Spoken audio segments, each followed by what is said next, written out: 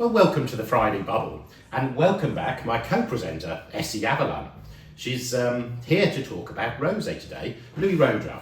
So we've got their current vintage of the Rosé in bottle, the 2016, and then we've got an older release in Magnum, which is 2012. Now, Essi, the vintages, we're only just starting to see a few of the 2016s.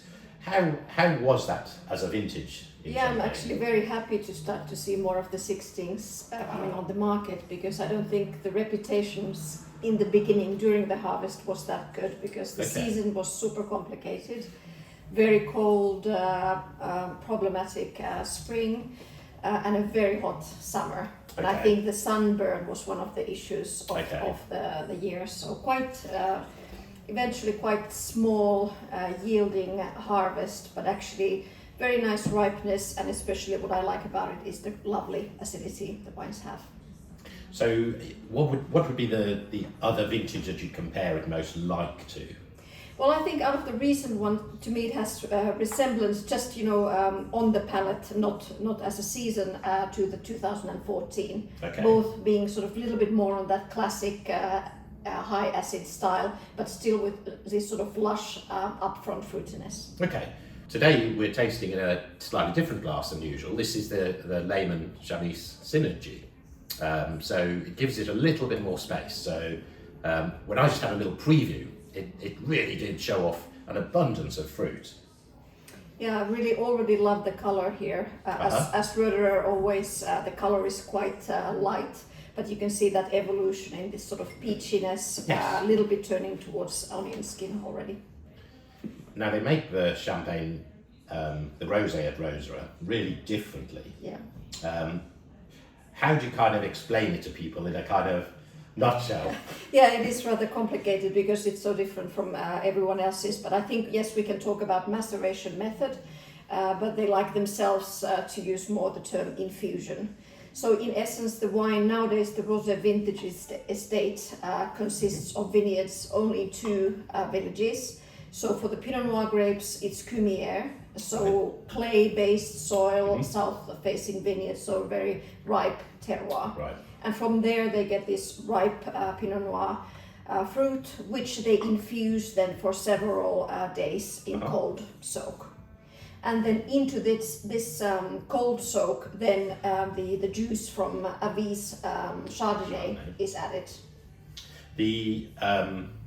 There's certainly the 2016 fruit that you said, it's kind of just there. We've just opened these probably just about half an hour ago. We thought we'd give them a little bit of time.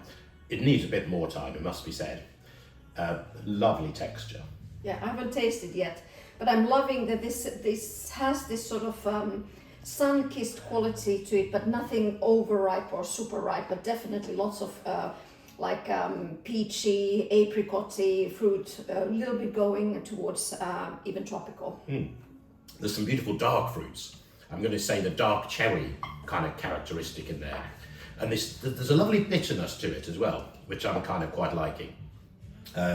All those flavours you were saying, slightly tropical. Yeah. And on the palate, it is super silky. There is actually quite a lot of volume on the palate, like this caressing texture. Very creamy mousse, as Roederer typically would come with, and then you have that beautiful acid line, which sort of brings this breeze of freshness to it all. So it's one of the smaller sort of production volumes for Roederer. So we thought that's why we'd sort of bring it out and give it a little feature today. I think it's a little jewel. Where do you think an ageability is on a champagne like this, Essi? Yeah, I mean, definitely. Well, this one has so much upfront fruit that to me it's super enjoyable already right now. I like it in this juicy state, but definitely there is no hurry with it, so you should keep it for 5 to 10 years if you wish. Mm-hmm. And the one nice thing with Louis Roederer is they're Magnums, so this is exactly the same program. The Magnums have a lot more contact with the lees. So we've got a 2012. The 2012 was disgorged in 2020. So that's had 7 years on the lees. This one had 5 years on the lees. So Essi, tell us a bit about why they're giving it longer lees time.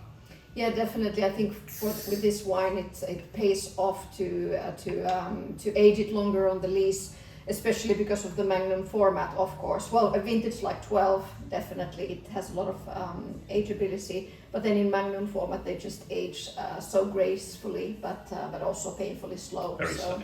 It's really worthwhile. I'm really looking forward to tasting this because it showed already wonderful in the bottle format. So quite a difference in the color here. I think there's a lot of color lost also during the longer aging on the lees. Very pale, peachy, even if this vintage also has this sort of ripe character with a lot of freshness. Now there is a little bit of Magnum effect. Oh, a little bit. It's a lot of Magnum effect. I'm going to get Essi, I'm having her do all the talking today, I'm going to get her to explain the Magnum effect to us all. But I must say that already on the nose, this comes across to me as the poor woman's crystal rosé. yes, Because of that amazing, reductive, beautiful toastiness, what is the essence of the Magnum effect. So being in a larger sized bottle where we have similar diameter of the neck, then in essence when the cork seals the bottle, there is half the volume of oxygen in the headspace, and also if there is gas exchange between the cork, it's much slower and much less. So really, basically, it struggles to do the second fermentation in the bottle, really giving it this reductive character and really slowly aging. that leesy toast is incredible in this. Yeah.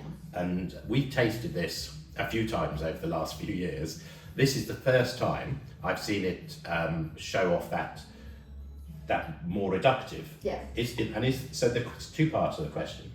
Does that come out with a little bit of time? Exactly, that's what you need, time post disgorgement, time on cork, where the oxidation starts to play its role once the lees have been removed. Yes, that's what I think we are tasting exactly in this particular cuvée.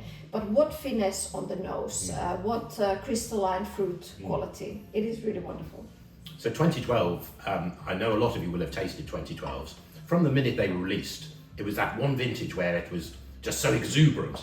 It was like really excited when it came out. I don't think I've seen one bottle of closed up 2012 yet. And maybe it won't. Maybe it's going to be one of those vintages that stays young and vibrant and quite bold and fruity. Where are we going with favourites today, Essi? Yeah, I mean, I'm really surprised now. It's lovely to see the 12 being incredibly youthful, even tight. It has actually, if I remember it in the bottle, it was such much more exuberant fruitiness. This is almost, the fruit has like a coolness, a crunchiness to it in this Magnum format. So for this, I mean, you can give as much time as you ever want. It's super refined and beautifully aging. Whereas, of course, next to it, the bottle seems much more immediately appealing. Yes, and when you go back, you should perhaps do it. When you go back and taste the 16 again, versus the one with the Magnum effect, the 12, really different textures.